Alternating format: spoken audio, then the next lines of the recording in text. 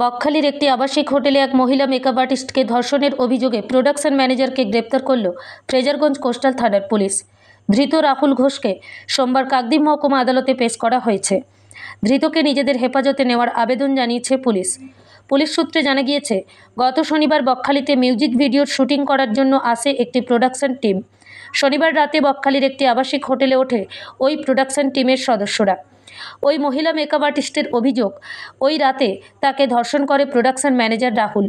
রবিবার থানায় অভিযোগ দায়ের হয়। রাতেই গ্রেপ্তার হয় নরেন্দ্রপুরের বাসিন্দা রাহুল ঘোষ। অভিযুক্ত রাহুলের বিরুদ্ধে ভারতীয় দণ্ডবিধির 376(1) এবং 506 ধারায় মামলা রুজু করেছে পুলিশ। অন্যদিকে নির্যাতিতার মেডিকেল করানো হয়েছে। সোমবারই আদালতে গোপন জবানবন্দি দেন নির্যাতিতা। নামখানা থেকে Sundarban green news team. Sundarban green নিউজের সমস্ত খবর সবার আগে পেতে আমাদের চ্যানেলটিকে সাবস্ক্রাইব করুন এবং পাশে থাকা নোটিফিকেশনের বেল আইকনটি বাজিয়ে দিন।